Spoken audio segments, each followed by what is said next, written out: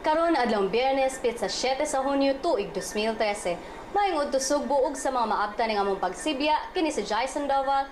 Maghatod kaninyo og mga nag-unang balita, weather update, forex ug lotto results. Kini ang Sunstar Webcast. Ang mga nag-unang balita.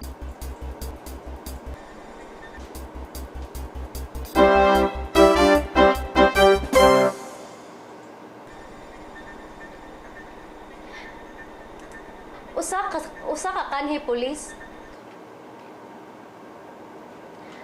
ka kanhi pulis nga gisikop sa mga investigador sa homicide section kagahapon sa hapon, mga unom ka oras human gipusil patay sa usa ka traffic enforcer diha sa Barangay Banilan. Si Army Garde alang sa mga detalye.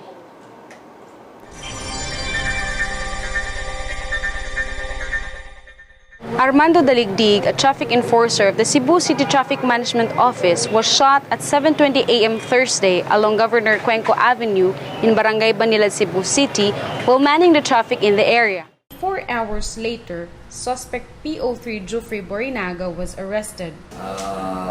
Na-alarma sa mga homicide, then nag-gather sila og mga witnesses kung sa fit sa description sa gunman.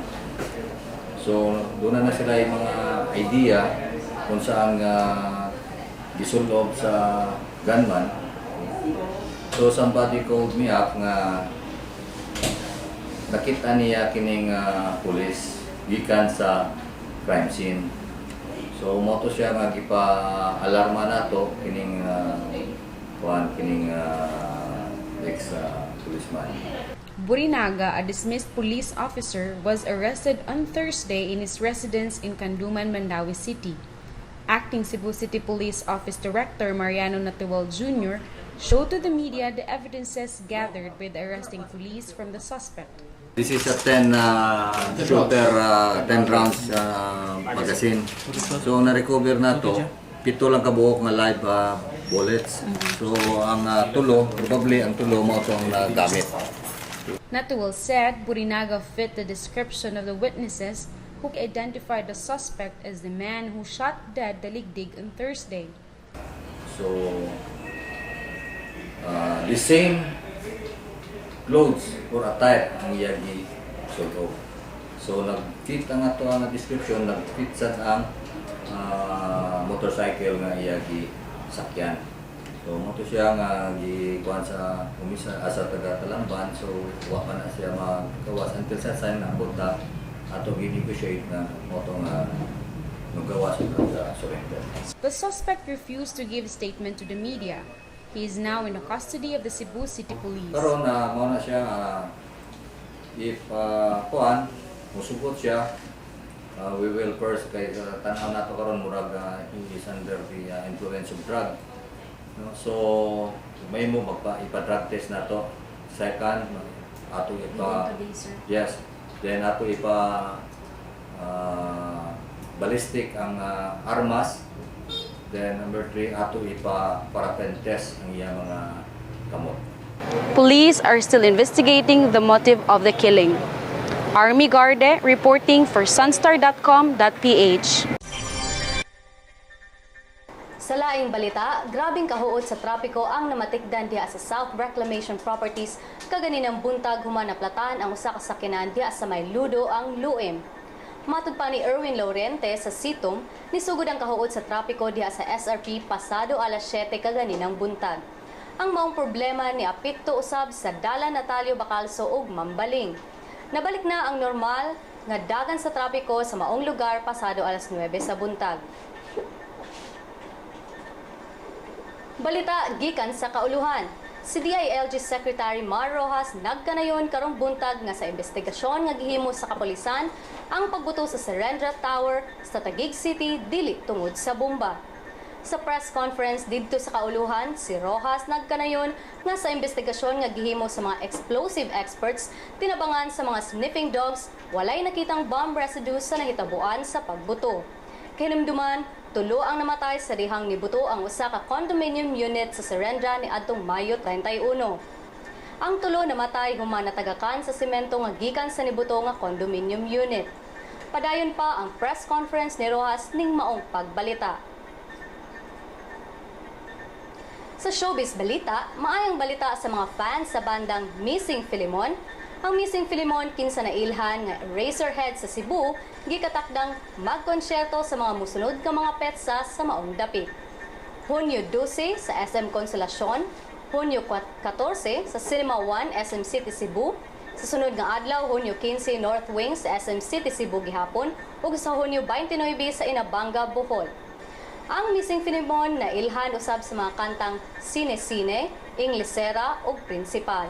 Ang vocalist sa maong banda nga walay lain kundi ang bantugang kolumnista sa Sunstar Cebu ug Super Balita mao si Insoy Ninyal. At ang iyang eksklusibong pakighinabig sa Sunstar webcast sa Missing Filimon Band karong Lunes. Sa laing showbiz balita, Angel Locsin, pinaka-sexy nga Pinay.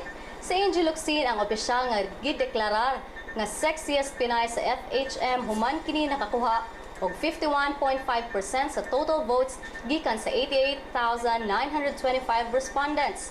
Gipildi ni Angel ang iyang pinakahigpit nga karibal nga si Marian Rivera. Si Angel nitala og 45,396 votes samtang si Marian aduna lamang 41,495 votes or 46.66%. Samtang ang nidaog sa miaging tuig nga si Sam Pinto nahulog sa ikatulo nga dunay 2,037 votes or 2.29%. Sa sports, daog ang San Antonio Spurs sa unang duwa sa NBA Finals batok sa 92-88. Ang duwa gipahigayon sa korte sa Miami. Si Tony Parker sa Spurs mao'y naghatag og kadaugan sa San Antonio bisan pa man nga naguna ang Miami sa nagunang tulo ka quarters. Ang sunod duwa karong June 10 adto gihapon sa Miami. Sa lotto results, adunay bag-ong tulo nga mga milyonaryo karong adlaw, human na daog kagabi ang 39 million pesos nga jackpot prize sa 642 lotto o 16 million pesos sa 649 lotto.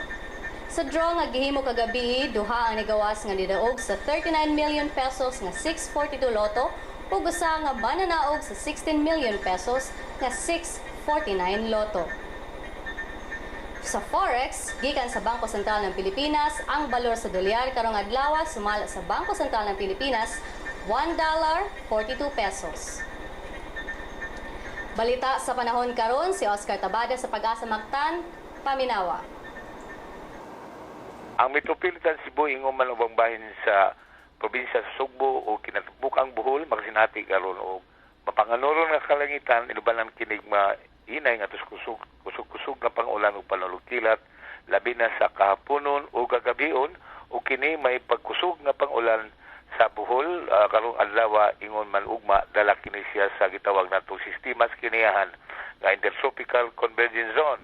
Doon na kitay mayong panahon magsugod unyang Domingo ngadto na sa Lunes o kini doon na sa mahinay nga pangulan sa adlaw nga Martes. Ang Negros Oriental ingon man ang probinsya Siquijor doon na sa kitay mayong panahon karong adlaw, gawas lang kini sa mga patak-patak nga pangulan. Madag-umon nga tos mapangaluron nga kalangitan ingon man mahinay nga hangin sa hapon ang masinati sa Sabado ingon man usab ngadto sa Domingo. O gikan dinis buatan Pag-asa Mactan kini si Oscar Tabala. Din hinatapos ang atong balita sa Sunstar webcast adlong Biyernes. Ayaw kalimot sa pagsimba karong first Friday, piyesta sa Sacred Heart of Jesus. Para sa uban pang mga balita karong adlaw, bisitaha ang www.sunstar.com.ph. I-follow pud mi sa Twitter at Sunstar Online o gilike ang among Facebook page Sunstar Philippine News. Kini si Jason Doval hangtod sa Lunes na sab para sa Sunstar webcast.